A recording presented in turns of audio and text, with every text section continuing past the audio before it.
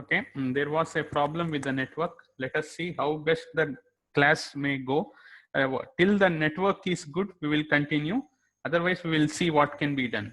So now we are transmitting two signals, that is S1 and S2 of t.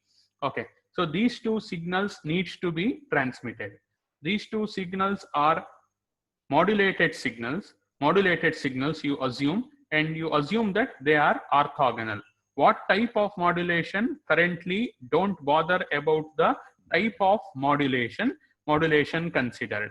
Okay, so considering that as the particular case, we will further analyze the meaning of non-coherency and orthogonality. Okay, now what we will do is we will transmit the signal through the channel.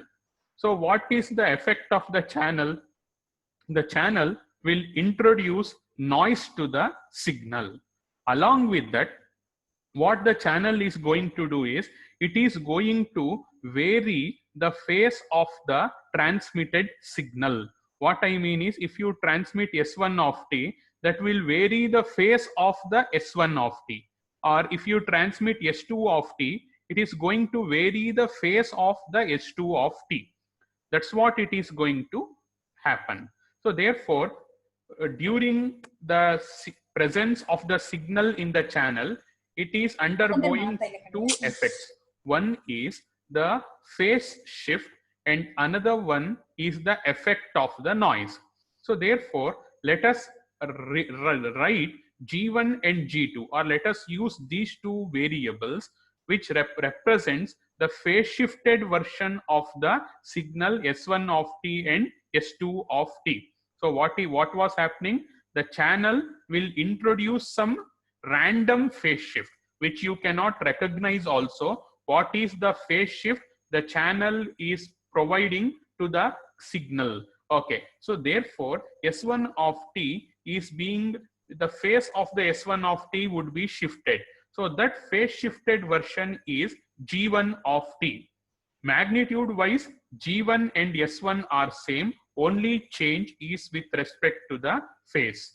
Similar explanation could be given for G2 of t also. And the signals are designed such that even after the phase shift, that is the G1 of t and G2 of t, they will remain orthogonal to each other. The signals, they are orthogonal prior to the transmission and after the transmission also. Okay, by the effect of the channel also, the signals will remain orthogonal. Even though the phase shift happens to the signals, they will remain orthogonal. So therefore, the received signal is being represented as follows. Initially, you were writing x of t is equal to S1 of t plus W of t. This was the equation which you have assumed in the previous classes, which you have seen in the previous classes. Now here we are writing G1 of t. So what is G1? G1 is the phase shifted version. Okay, when signal S1 of t has been sent. Similarly, when S2 of t was sent, the received signal would be G2 of t plus W of t. What is this W? W is the noise. Under such circumstances, where the what is the circumstance?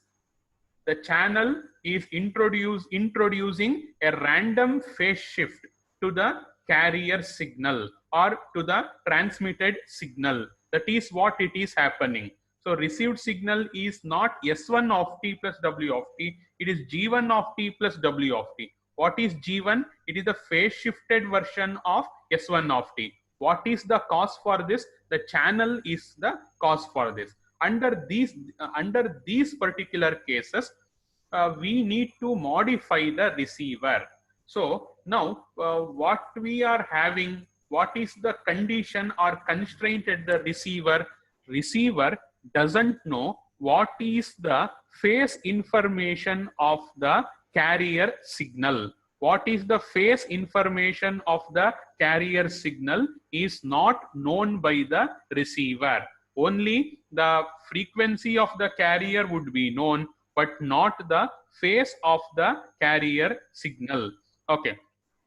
Okay, so this type of modulation technique where the receiver is unaware of the phase of the carrier, okay, or in other words, the phase of the received signal, that type of modulation techniques, okay, or that type of detectors, they are called as non-coherent detectors. Non-coherent means not having the knowledge of phase, not having the complete knowledge of the phase of the signal or phase of the carrier signal. In such cases, we need to modify the block diagrams of the receivers. How can we detect the signal under such conditions wherein the receiver doesn't know the exact value of the phase of the signal? Okay, so normally in our previous discussions, say for example, previously we have discussed BFSK. X of t is the received signal. Okay. Okay. Now, if you observe, what do I mean with respect to the non-coherence means? Just observe over here. In this phi1 of t, you can assume that this is the this is the basically what is this? This is the basis function. Actually, if you um, if you observe, this basis function serves as the carrier of the carrier. It serves as the carrier. What is x of t? It is the transmitted. What is x of t? It is the signal plus noise. Okay, that is the thing. So now over here, the receiver is having complete knowledge of the complete knowledge of the signal or complete knowledge of the phase of the carrier signals. In that case only this type of receivers will work. Okay, or in other words, the phase which is used at the receiver should be in synchronization with the phase which is introduced, or sorry, the phase which is present at the transmitter side. Okay, I repeat, the phase which is at present at the transmitter side, it should be same as the phase at the receiver side. That type of synchronization should happen, then only this receivers will work. If that is not the case, if at by chance, if the receiver is not knowing the phase information of the carrier, then that type of detectors or that type of modulation techniques, they are called as non-coherent modulation techniques. Till now, whatever you have studied are coherent modulations, and we assume that we exactly know the phase information of the carrier signal. That is the difference between the coherent version and the non-coherent version. I repeat, in the previous discussions, the receiver was having the exact knowledge of the phase of the carrier signal used in modulation. Okay. Okay. Or in other words, the phase of the carrier which is used at the receiver is in synchronization with the phase of the carrier which was used in the transmitter. But now the case is different. What is the case? The channel, what it will do, while the signal under transmission, it will modify or it will shift the phase of the carrier. So now the receiver doesn't know what is the exact phase of the carrier signal. So now this type of detection or this detection process wherein the receiver is not exactly knowing the phase information is called as non-coherent techniques. So such non-coherent techniques we will analyze today. So basically we will analyze the receiver section of the such non-coherent modulation techniques. Okay, so over here the x of t is the received signal, and all of you know it has been written as g1 of t plus w of t, g2 of t plus w of t for two different signals. So now the receiver block diagram looks somewhat like this. X of t, here you are not observing any integrator, yes, and any multiplier, because here they are using matched filter type of receivers. Okay, this is an example. You can use that type of receivers also, but to have a simplified block diagram or a simplified analysis, let us use the match filter. Just observe the block diagram, how exactly the receiver would be analyzed. So x of t, what is this x of t? This is the received signal. What exactly this received signal contains? Yes, the transmitted signal plus noise. What happens to the transmitted signal? The transmitted signal will have a phase shift. So that is what the nature of x of t. And what does the receiver knows? The receiver is not having any information related to the phase of the carrier. Hence, the receiver is said to be a non-coherent receiver. Okay, non-coherent receiver. So now if you observe, there are two channels or two paths. One is the upper path and another one is the lower path.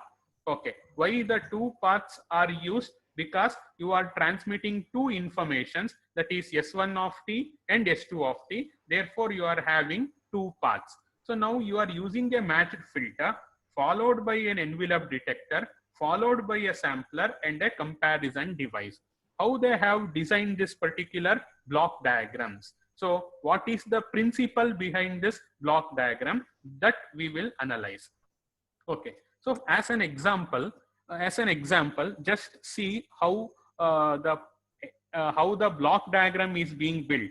Let us assume that we want to transmit two signals, S1 of t and S2 of t. Currently, don't bother about the type of the modulation technique. Just bother, we are transmitting.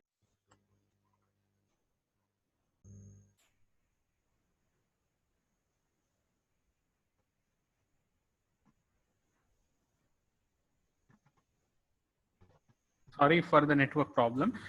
We are transmitting two signals, that is S1 of t and S2 of t. As I have already told, we are not bothered about the type of the modulation technique. We are very much interested about the process of modulation or process of the detection involved in the modulation. Okay, S1 and S2. How are S1 and S2 are related? They are orthogonal to each other. Okay, that could be proved. Okay, now what we will assume is, let S1 of t be transmitted.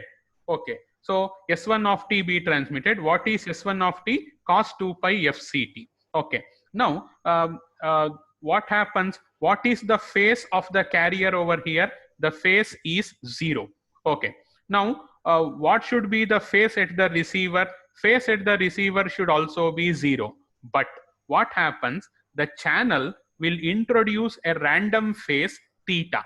This is not known at the receiver. So the receiver, what happens to the phase of the carrier? Now the phase of the carrier, it would be theta. So which is unknown by the receiver. So such receivers wherein the phase information is not known is called non-coherent receivers. Okay, now the signal will become like this: cos 2 pi fct plus theta plus w of t. Now if you expand this using cos of a plus b identity, you are going to get this as the expression. On resubstituting cos 2 pi fct and sin 2 pi fct with the signal names, you are going to get as x of t. So that could be understood. The substitutions are very easy. I will post the PPT so that you can easily understand the substitutions. Now what they are going to do, how does the block diagram work? Here we are not, what we are doing is, we are analyzing the block diagram and the mathematics involved in the block diagram. So you have the signal, phase shift problem also. Signal with the phase shift. Okay, what happens to the signal? The signal is given to a matched filter. So what do you mean by a matched filter and all has been told in the module 2.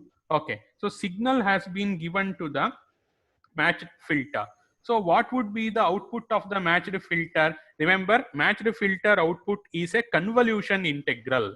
So therefore integral, instead of infinity, I have named it as t, input signal x of tau into I should write the transfer function of the filter. So transfer function of the filter has to be written. Transfer function of the filter has to be written. So what is the transfer function of this filter? The transfer function of this filter is as follows. It should be matched to S1 of t. So you have studied how to write the transfer function of this matched filter. What should be the value? It should be S1 of capital T minus t. That is the transfer function, or in correct words, it should be the impulse response. So what is the impulse response of this top match filter, the match filter in the upper path? It is S1 of capital T minus t. How to write it? Take the signal, reverse it and shift it by an amount of capital T. So what is the transfer function? S1 of capital T minus t. Okay, that you are supposed to remember. So okay, that's what it has been written. Cos 2 pi fc capital T minus t. Okay, that was the transfer function. And if you employ the definition of the convolution, so this would be the final formula. This is the final expression which has been written. So remember one thing, you need not show the derivation to the examiner, but for your understanding, I am displaying the derivation. All this could be derived. Some of the expressions are directly written. How this has been written? This has been written from the knowledge of the matched filter concept which you have studied in the module 2. I cannot explain the entire integration process. So this is the thing. So now again, if you expand this cos 2 pi fc t minus capital T plus tau using cos of a plus b identity, you are going to get the second term over here. So cos of a plus b, cos a cos b minus sin a sin b. So this is how it has been written. 2 pi fc t minus t, you take that as a, and tau you take it as b, cos of a plus b. So cos a cos b minus sin a sin b. Then you use the integral. Okay, how to use the integral? Just observe, x of tau d tau is there. Okay, write it. Okay, and you separate this tau over here, cos 2 pi fc t tau, okay, into cos 2 pi fc t minus t, so on and so forth. Just observe the third equation. Observe it carefully. So how the expression has been rewritten using the identity cos of a plus b. Now if you are observing the last equation, it looks like a signal. Yes, y of t obviously is a band pass signal, and this looks like a canonical representation of a band pass signal. How any band pass signal would be represented? If you recall from your previous classes, it is represented as follows: some component into cos of 2 pi cos of something into some coefficient into sine of the carrier 2 pi fct. That is how it would be represented. So now you can call this as the in phase component and this as the quadrature phase components. So this is just a representation of a band pass signal. So if you recall the previous classes, you can remember what is this. So any signal could be represented in the form of the canonical representation. Even though if you are unable to recall also, this is one form of representation of a band pass signal. So this is direct. application of the cos A cos B formula. Okay. The only thing is what you should know is how the matched filter output should be written. So that is the very important thing. Okay. So let me get back again x of t and what is the matched filter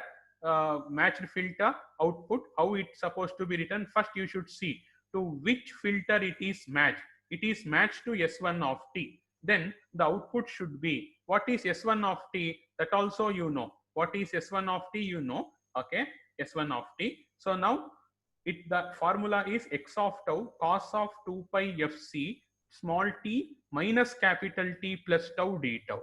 So this derivation I am not showing. Directly I am writing the expression. Further you have simplified till here. So this is the matched filter output. So now the components which are written within the flower brackets. So the first component are if you consider this, please observe the cursor, mouse cursor. This is called as the in-phase component, and this one which is associated with the sign is the quadrature components. So that has been written in-phase component in the yc of t. Since it is associated with the cosine term, so I am writing it as yc, and the quadrature component would be written as ys. Why it is called as yes? It is associated with the sine term. Here there is a typing mistake. Ys of t be the quadrature phase component. It's not in phase component. It is the quadrature phase components. Now if you go back to the slide, again there is another block called as envelope detector. So what do you mean by this envelope detector? Envelope is obtained by doing this process. Square the in-phase component and quadrature phase components and take the square root. So this is what it has been done. Okay. So now what we have done, signal is passed. Just observe, signal passed through the matched filter. Matched filter output you are giving it to envelope detector. Means you are extracting the envelope of the matched filter output. That is the meaning of envelope detector. So matched filter output is this, the last equation. Okay. So you need to extract the output of, you need to extract the envelope of the matched filter output. So envelope of the matched filter output is written as follows. Okay. Now after that, if you observe the block diagram, if you observe the block diagram, you have a sampler. So therefore now you sample. Where would you sample? At t is equal to t. What does this mean? Sample at t is equal to t. Wherever you are having small t, you substitute it with capital T, and this would be the expression. That is Li, or the envelope. So the envelope is written as Li. It could be written as L1 also. Okay. However better it would be, it could be written. So what is this Li over here, or L1? However you can read, it is nothing but the envelope, sampled envelope. Okay. So that is the case. So again it has been written, same formula it has been written after some substitution. So this is the envelope. Okay. Just observe what is the substitution. You can analyze here. Cos of 2 pi fc tau d tau and sine of 2 pi fc tau d tau is there. Instead it has been written in terms of the signals. Now if you simplify this L1, if you properly simplify this L1, you don't bother too much about the derivations, as that may not be asked in the examination. Asking relate the derivation of this may not be asked in the examination. Okay. But for remembering the block diagram, you should know this mathematical background. That is the reason I am telling. So finally L1 is equal to 1 plus 2W into, if you observe this term, this may relate to the noise. Okay. So you have got the first channel output. What is the first channel output? this is L1. Similarly, you do the same mathematical analysis for the lower channel. Here, what is the filter matched to? It is matched to S2 of t. If you do that, then the L2 is given by this formula. So now probably which is greater by observation? By observation, L1 is greater than L2. Okay, L1 is greater than L2. Okay, this is what you have understood by the block diagram. Remember what has happened, what we have transmitted. We have transmitted S1 of t. Okay, we have transmitted S1 of t, and what we got, the L1. L1 is nothing but this one. Here generally it has been written as Li. It could be taken as L1 also. Envelope L1. Okay, so you have computed L1. Similarly, you have computed L2. Okay, so now, and it has been observed that L1 greater than L2. Okay, now again come to the block diagram. Mathematical analysis has been done. L1 has been computed. L2 has been computed. So, okay, on analysis, if L1 is greater than L2, then which signal has been transmitted? Just observe what we had assumed, S1 has been transmitted. So therefore you write L1 greater than L2, choose S1 of t. Then if you are working with this, if this happens, that is, you derive the same mathematical expression assuming that S2 has to be transmitted. S2. Okay, if S2 has to be transmitted, then what happens? The L1 is less than L2. So therefore you are choosing S2 of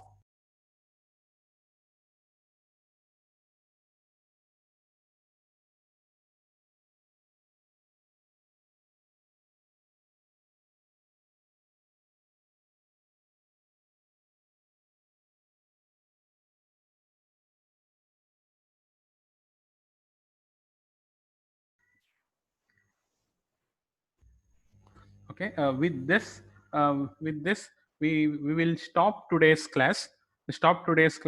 Wherein you have understood the block diagram, the mathematics behind the block diagram, how to choose which signal has to be transmitted under binary transmission case, L1 greater than L2, L1 less than L2. This has been understood. Based on the values of L1 and L2, which signal has to be chosen that for the decision, that you have understood in this class. Tomorrow we will learn the further topics, an example of a non-orthogonal modulation technique under non-coherence detection for the binary FSK. So the same, it also looks like the same diagram that we will see in the next class.